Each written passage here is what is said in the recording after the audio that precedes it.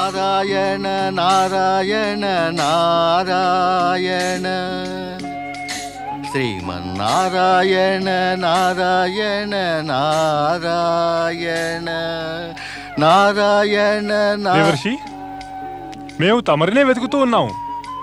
నన్నా? అవును, దేవేంద్రులు తమరిని చూడ ఆరాటపడుతున్నారు. వెంటనే స్వర్గానికి రండి దేవర్షి.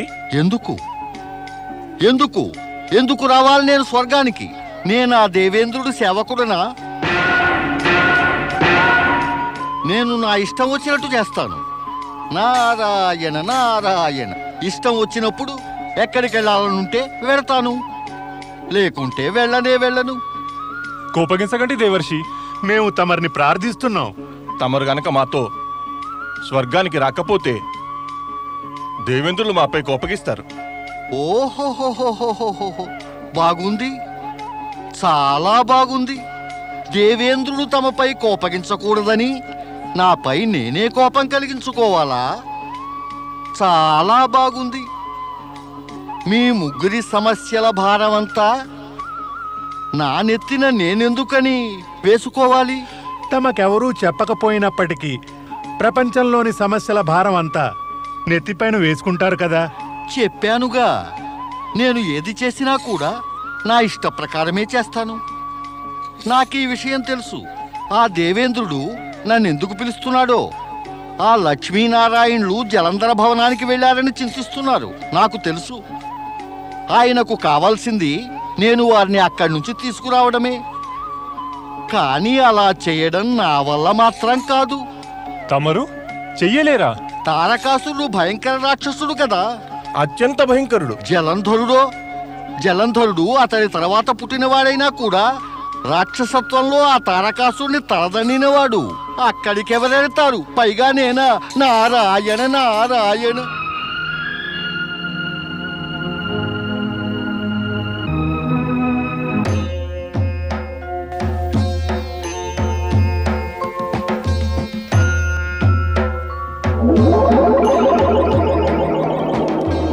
నారదా!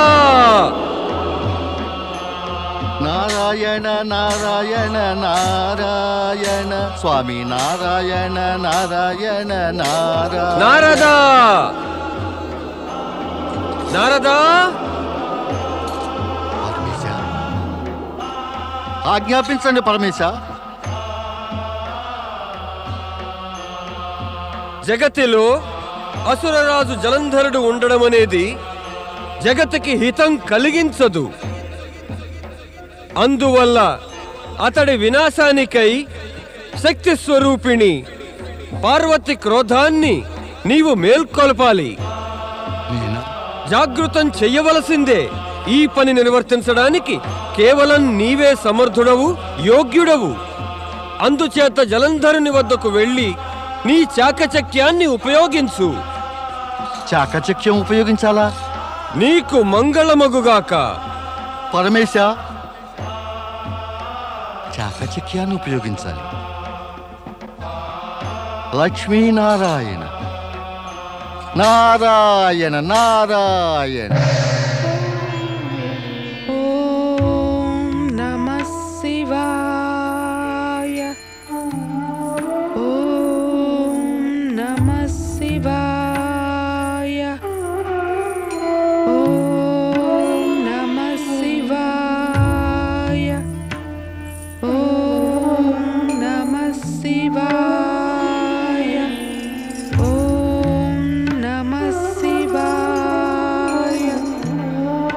ఓం నమః శివాయ. ఓం నమః శివాయ. ఓం నమః శివాయ. ఓం నమః శివాయ.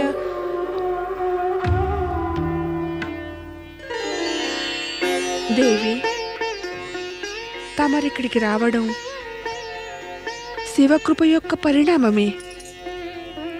నా భర్త, తమరి సోదరుడు వ్యర్థంగా దేవతలతో యుద్ధం చేశారు.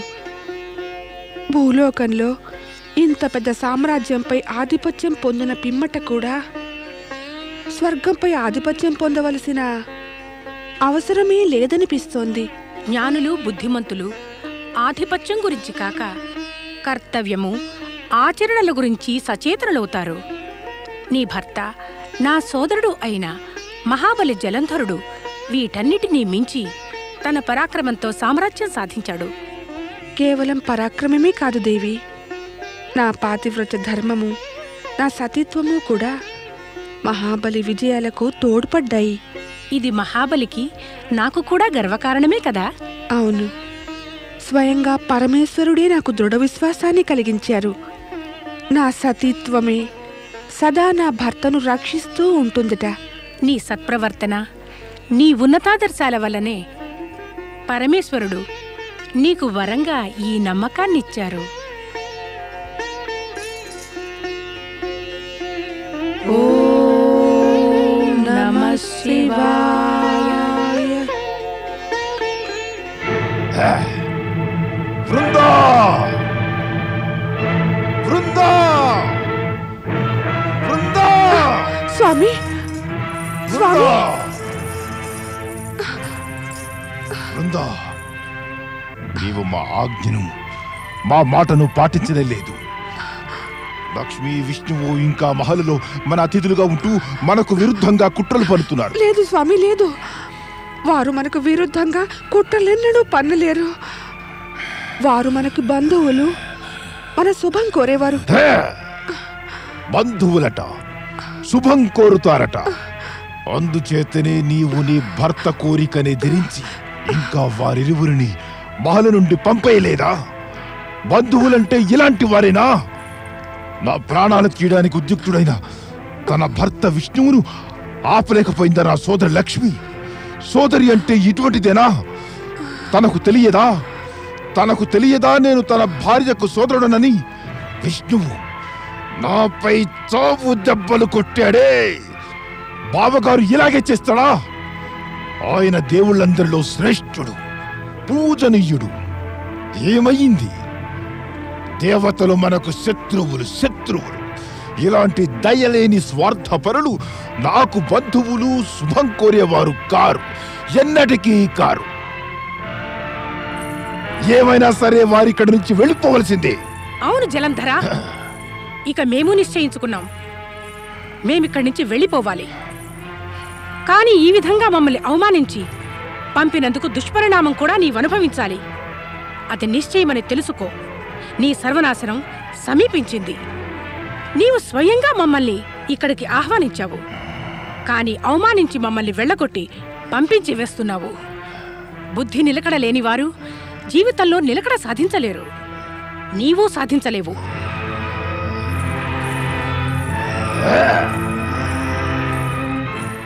ఇక ఇక్కడి నుంచి వెళదాం స్వామి.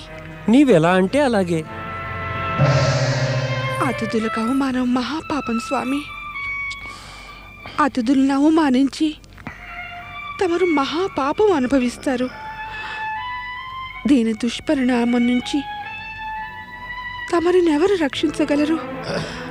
మహారాణి వృంద, బలశాలికి పరాక్రమవంతుడికి ఏ దుష్పరిణామము కలగదు. తనను తాను రక్షించుకోవటంలో తనకు తానే సాటి. గురువర్య, ఇలలో ఏ బలశాలి పరాక్రమవంతుడైనా ప్రకృతి నియమాలు, విధి విధానం కన్నా ఎక్కువ బలశాలి కాలేడు. నీతికి విరుద్ధంగా ప్రవర్తిస్తే పరిణామాలకు ఎవరైనా సరే గురికాక తప్పదు. బృందా, ఆ విధి విధానాన్ని నీ కొంగున కట్టిపడై, అదింకా జారిపోకూడదు. నాకెంతో సంతోషంగా ఉంది మహాబలి జలంధర, సంతోషంగా ఉంది. నీవు పంట కింద రాయి వస్తే తీసి పారవేశావు. ఇక నీవు స్వర్గంపై ఆక్రమణ చేయటానికి సన్నాహాలు చేయి మహాబలి. స్వామి, స్వర్గంపై ఆక్రమణ అరిష్టకారకం. తమరు తమ బుద్ధిని, వివేకాన్ని ఉపయోగించండి. నా బుద్ధినా లేక నీ బుద్ధినా? వృందా, నీకు కూడా మంచిది. నీ పరిమితిలో నీవు ఉండు. హా!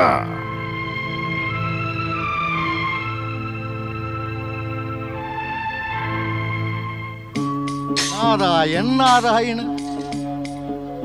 ఆ పరమేశ్వరుడు నన్ను ఎటువంటి కార్యానికి నియోగించాడో కదా. మాత పార్వతి మదిలో క్రోధాగ్నిని రగులుకొల్పాలి. అది చాకచక్యంతో. అది ఎలా సాధ్యం? ఎలాంటి చాకచక్యంతో? మాత పార్వతి క్రోధాగ్ని ఉత్పన్నమైతే నన్ను నా చాకచక్యాన్ని కాల్చివేస్తుందేమో. వద్దు, నా చాకచక్యాన్ని నాకన్నా తక్కువ చాకచక్యం గల వారి మీదనే ప్రయోగిస్తాను, ఎక్కువ వారి మీద కాదు. కానీ పరమేశ్వరుడు నాకు హితం కలిగించని కార్యాన్ని ఎన్నడూ ఒప్పగించరు. నేను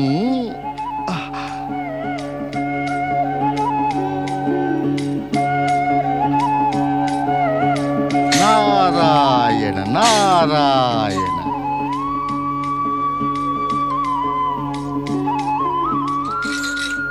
జయ జయ లక్ష్మీనారాయణ.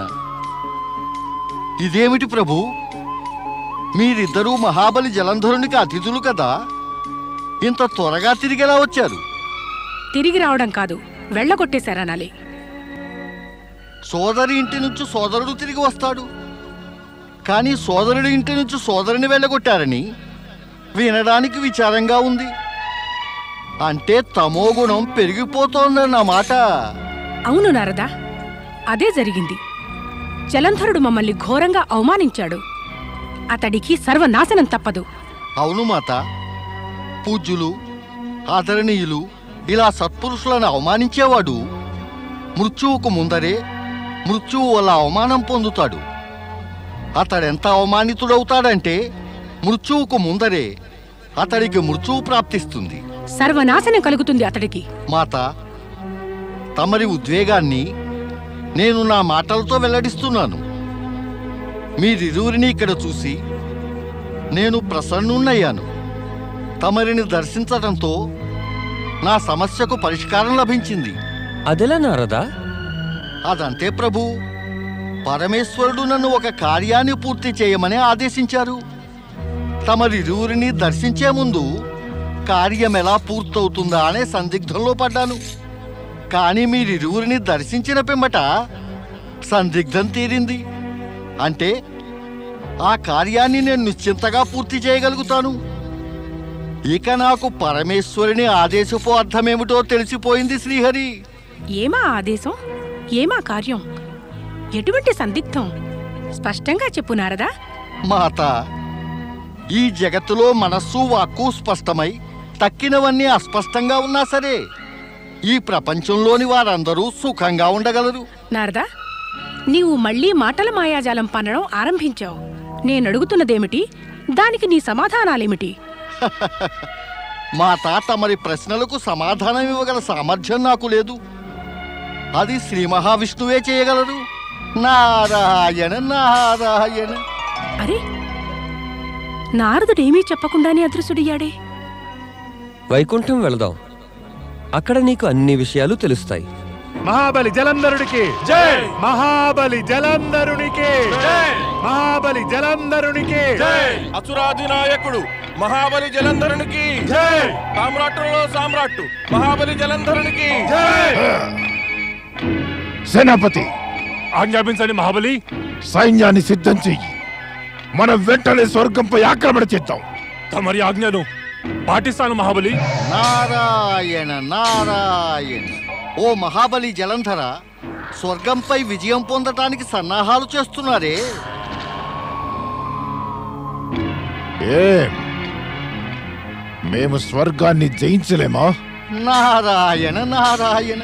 మహాబలి, తమరి ప్రశ్న ఎంతో సరళమైంది, కానీ నా ప్రశ్న ఆశ్చర్యంలో మునిగి ఉంది. ఇప్పటిదాకా తమరు స్వర్గంపై విజయం పొందలేదేమా అని. గురువు ఆజ్ఞను ఆలస్యంగా ఇచ్చారు నారదా. గురువా? ఈ గురువెవరు? నీవు మా గురువునే ఎరుగవా? గురు శుక్రాచార్యులు. ఆహాహాహాహా, గురు శుక్రాచార్యులా? అయితే మహాబలి, తమరాయనని ఆదరపూర్వకంగా గురుదేవులని అనరెందుకని? లేదు, ఈ దేవి దేవతలు మా కంటికి చూడటానికి ఎలాగూ బాగుండరు, పేరు పలకడానికి మా నోటికి బాగుండదు. ఈ దేవి దేవతల ఉచ్చారణే అస్వస్థత కలిగిస్తుంది. నారాయణ నారాయణ. అయినా మహాబలి, గురువుకి తగిన గౌరవం అవసరమే కదా. తమరు గురువర్యులని అనవచ్చు కదా. వర్యుడు వరుడు వరుడంటే మరింత ప్రమాదకరం నారదా. నారాయణ నారాయణ. ఇందులో ప్రమాదమేమిటి? వరుడిలో ఈ ప్రవేశిస్తేనో ఈ ఈ ఈ ఈ ఎక్కడిది మహాబలి? అదే మానవులకు దేవతలకు ఉండే ఈ దాన్ని ఈశ్వరుడు అంటారుగా. శవంలో గనక ఈ ప్రవేశించిందంటే అది శివం అయిపోతుంది. వరుడిలో దూరి వీరుడైపోతేను గురు వరుడు నుంచి వీరుడైపోతాడు. మరి ఒకే స్థానంలో ఇద్దరు వీరులు ఎలా ఉండగలరు? వీర జలంధరుడేమో గురువీర శుక్రాచార్యుణ్ణి తన మార్గం నుంచి ఎలాగో తొలగిస్తాడు. అవును నారదా, అకారణంగా గురువు ప్రాణాలు తీయడం కంటే ఉచితమేమిటంటే ఆయన్ను కేవలం గురువు అంటే సరిపోతుంది. ఆహాహాహాహా, బాగుంది, చాలా బాగుంది, ఎంతో బాగుంది. మహాబలి జలంధర, తమరు కేవలం మహాబలియే కాదు, మహాజ్ఞానులు కూడా. తమరు పుట్టిన ఈ భూమి ఎంతో ధన్యమైంది. స్వర్గము ఆకాశము కూడా మా వల్ల ధన్యమైపోతాయి.